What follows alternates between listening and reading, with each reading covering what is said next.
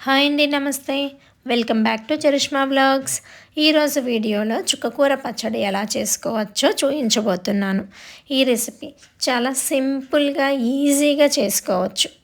మరి ఇప్పుడు వీడియోలోకి వెళ్ళిపోదాం. మనం చుక్కకూరని కట్ చేసి పెట్టుకోవాలి. చాలా ఫైన్గా చేసుకోండి.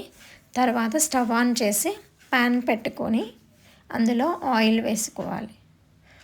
కొంచెం ఆయిల్ హీట్ అయింది అనుకున్న తర్వాత అందులో మినప్పప్పు, కొంచెం ధనియాలు, జీలకర్ర వేసుకొని అవి గోల్డెన్ బ్రౌన్ కలర్లో వచ్చేంత వరకు వేయించుకోవాలి. అవి కొంచెం వేగాయి అనుకున్న తర్వాత అందులో ఎండుమిర్చి యాడ్ చేయాలండి. ఇప్పుడు బ్రౌన్ కలర్లో వచ్చాయి. ఎండుమిర్చి యాడ్ చేసి బాగా వేయించుకోవాలి. చూస్తున్నారు కదా, ఆల్మోస్ట్ వేగిపోయాయి. ఇవి వేగిన వాటిని ఒక బౌల్లో తీసి పక్కన పెట్టేసుకోవాలి. పక్కన పెట్టేసుకొని మళ్ళీ అదే ప్యాన్ని స్టవ్ మీద పెట్టేసుకోండి. మళ్ళీ 1 టేబుల్ స్పూన్ ఆఫ్ ఆయిల్ అయితే సరిపోతుందండి. ఇంకా ఎక్స్ట్రా అయితే అవసరం ఉండదు. ఇందాక చాప్ చేసి పెట్టుకున్నాం కదా చుక్కకూర, ఆ చుక్కకూరని ఈ ఆయిల్లో యాడ్ చేసి బాగా బాయిల్ చేసేసుకోవాలన్నమాట. బాగా మెత్తగా ఉడికించుకోండి. చాలా త్వరగా ఉడికిపోతుందండి. మనకి తోటకూర వీటికంటే కూడా చుక్కకూర అనేది చాలా త్వరగా ఉడుకుతుంది. బాగా మెత్తగా పేస్ట్ లాగా అయిపోతుంది. 4 to 5 మినిట్స్ లోపలే ఈజీగా కుక్ అవుతుందండి.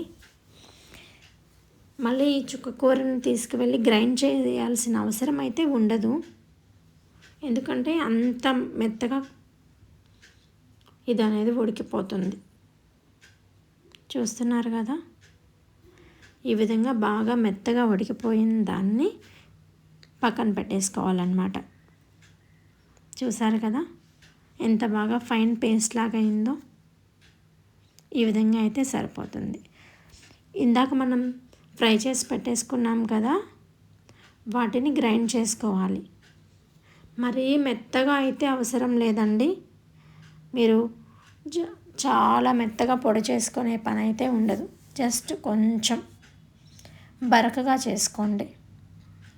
ఇప్పుడు సాల్ట్ అనేది యాడ్ చేసుకుందాం. మీకు ఎంతైతే సరిపోతుందో అంతవరకు మాత్రమే యాడ్ చేసుకోండి. ఇది 1 to 2 పల్సెస్ అయితే సరిపోతుందండి. జస్ట్ 2 పల్సెస్ ఇస్తే సరిపోతుంది. మరీ మెత్తగా అయితే చేసుకోవద్దు. ఎందుకంటే అది మెత్తగా ఉంటుంది కదా, మరీ మెత్తగా ఉంటే బాగోదన్నమాట.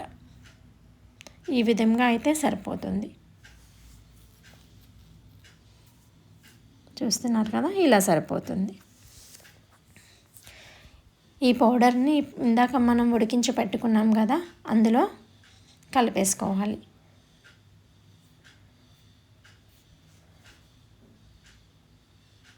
ఈ విధంగా మొత్తం వేసుకొని అందులో, ఒకవేళ మీకు అంత పట్టదు అనుకుంటే దాన్ని కొంచెం పౌడర్ తీసి పెట్టుకోవచ్చండి. మళ్ళీ మీరు దాంట్లో యూస్ చేసుకోవచ్చు. అదేమీ వేస్ట్ అవ్వదు. బాగుంటుంది. కారం ఇడ్లీలో కూడా తినచ్చు మీరు కావాలంటే. ఆ కారంని నెయ్యి వేసుకొని ఇడ్లీలో తింటాకు చాలా బాగుంటుంది. ఒక్కసారి ట్రై చేసి చూడండి మీరు. ఇలా చూసారు కదా, ఈ విధంగా కలిపి పెట్టుకోండి. బాగా కలిసిపోయింది. ఈ కలిసిపోయిన దాన్ని మళ్ళీ దీన్ని తాలింపు పెట్టుకుంటామండి. కొంచెం తాలింపు పెట్టుకొని ఇప్పుడు ప్యాన్ పెట్టుకొని 1 టేబుల్ స్పూన్ ఆఫ్ ఆయిల్ సరిపోతుంది. ఆయిల్ వేసుకొని పోపు దినుసులు మొత్తం వేసుకోవాలి. ఇందులో మినప్పప్పు, ఆవాలు, జీలకర్ర వేసి ఫ్రై చేసేసుకొని అవి కొంచెం వేగాయి అనుకున్న తర్వాత ఒక 2 ఎండుమిర్చి చీల్చి వేసేసేయండి. అవి కొంచెం వేగాయి అనుకున్నప్పుడు మనం కరివేపాకు అవి వేసిన తర్వాత ఇందాక పేస్ట్ చేసి పెట్టేసుకున్నాం కదా, అది ఇందులో యాడ్ చేసుకొని బాగా ఆయిల్ మొత్తం దీనికి బాగా కలిసేలాగా కలుపుకోండి.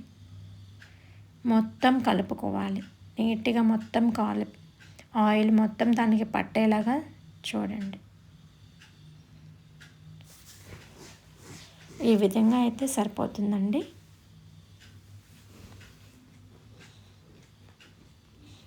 ఇప్పుడు ఉడికిపోయి ఆయిల్ కూడా బయటకు వచ్చేస్తుంది. ఇంతేనండి, సింపుల్గా ఈజీగా తయారైపోయింది. చుక్కకూర పచ్చడి అనేది రెడీ అయిపోయింది. మీరు కూడా ఇంట్లో ట్రై చేస్తారు కదా.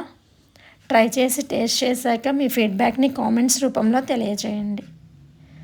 వీడియో నచ్చినట్లయితే లైక్ చేసి, షేర్ చేసి, కామెంట్ చేయండి.